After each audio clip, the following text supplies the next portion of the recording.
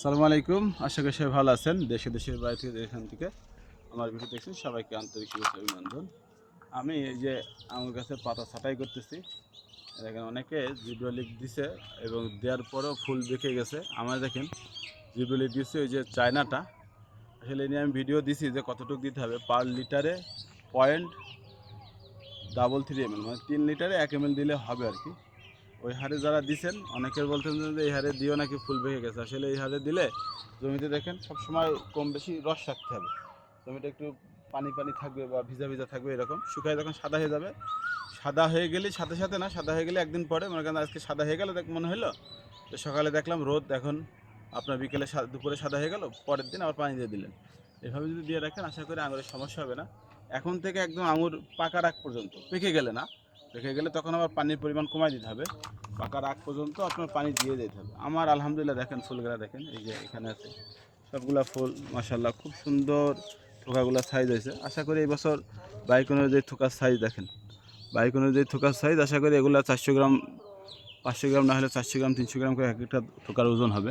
বাকিটা আল্লাহ ভরসা, প্রাকৃতিক দুর্যোগ এবং ছত্রাকে এই সময়টাই যে ফুল ফুটে গেছে, এই সময়টা ছত্রাকের খুব আক্রমণ হয়। ফুলটা ফুটে দেখেন, এটা মোটামুটি আপনার 80% ফুল ফুটে গেছে। এটা ফুটা শেষ হলে আমি হয়তো বা কালকে যদি দেখি যে ফুল ফুটা শেষ হয়ে গেছে, তাহলে কালকে বিকেলে হয়তো বা ছত্রাকনাশক আমি দিয়ে দেবো আর কি। কারণ এই সময়টা খুব গুরুত্বপূর্ণ। এই ফুল ফুটার আগে, ফুল ফুটার পরপর দেখবেন যে অনেকের এই ফুল সহ কালো হয়ে ঝরে যাচ্ছে বা নষ্ট হয়ে যাচ্ছে।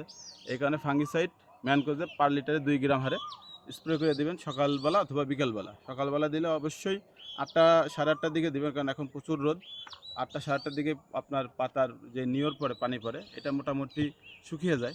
সকালবেলা ওষুধ দিলে একটা জিনিস বলি, পাতাতে যখন পানি হালকা পানি পানি থাকবে ওই অবস্থায় পানি ওষুধটা দিবেন আর কি সকালবেলা। আর বিকালবেলা দিলে অবশ্যই 4টা, 3:30, 4টার দিকে দিলে ইনশাল্লাহ হবে। এই যে এদিকে দেখেন, এদিকে মাশাআল্লাহ এবছর ব্যাপক ফল হয়েছে, মানে মানে ফুল আসছে ব্যাপক, মানে আলহামদুলিল্লাহ, মানে আল্লাহ শুক্রিয়া আদায় করে শেষ করা যাবে না। এত পরিমাণে গাছে ফুল দেখেন, ডালগুলো বেঁধে দিয়েছি শুধু ফল আর ফল, এখন তো তেমন একটা বোঝা যাবে না। আর এই পাতাগুলো কেটে দেওয়ার অনেকে অনেক কারণ দেখাইতে পারে, আছে আমি আসলে সঠিক জানি না। আমি সাধারণত কাটছিল যেটা ইয়ে করে, যে এই পাতার জন্য ফুলটা ঢেকে থাকে, আপনার দেখা যায় না এটা, এবং পাতার নিচে পোকামাকড় থাকে, সেক্ষেত্রে আপনার এই ফুলটা বা ফলটা আপনার আক্রান্ত হবে।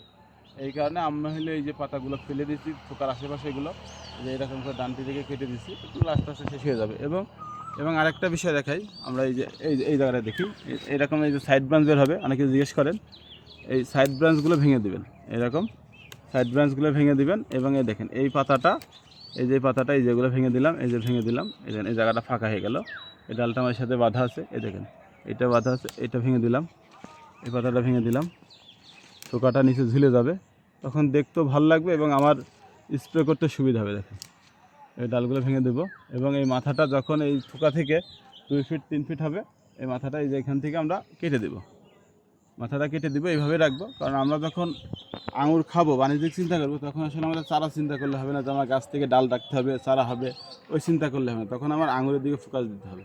এখানে আমরা এই বছর আমরা সর্বোচ্চ ট্রিটমেন্ট করবো হলো আঙুরের। এই বছর ইনশাল্লাহ পাতা, ডাল, ডোগা এগুলোর দিকে আমরা খেয়াল করবো না, আমরা সর্বোচ্চ চেষ্টা করবো হলো ফলের দিকে। ফলের কোয়ালিটি কীভাবে যত ইমপ্রুভ করা যায়। অনেক রকম বলে যে ফল রাখা যায় না, হ্যান তেন, আসলে এই পর্যন্ত যারা ফল বিক্রি করবে বা চারা তৈরি বাগান করেছে, কেউ আসলে ফল বিক্রি করার চিন্তা করে না। এবং ফলটা যখন পাকবে তখন যে ম্যানেজমেন্টটা, ওইটা আসলে অনেকে জানে না, যার কারণে আসলে ফলগুলা টেকসই হয় না, বাজার নিলে নষ্ট হয়ে যায়। বিশেষ করে অনেক দিন বাগানে রেখে শেষে যে আসলে বিক্রি করার চিন্তা করে, এটা হলো একটা বড় সমস্যা, যার কারণে আসলে ফলগুলো নষ্ট হয়ে যায়। এই বছর আমরা শুরুর দিক থেকে ফল পাকার সাথে সাথেই আমরা বাজারজাত করার চেষ্টা করব। অল্প কিছু, যেহেতু আমাদের দর্শনীয় প্লট আর কি, মানুষজন আসে দেখাইতে হয়, আমরা শুরুর দিক থেকেই কিছু ফল মার্কেটে দিব, দেখবো যে মার্কেটে কতদিন এটা স্থায়িত্ব থাকে, কতদিন টেকসই থাকে।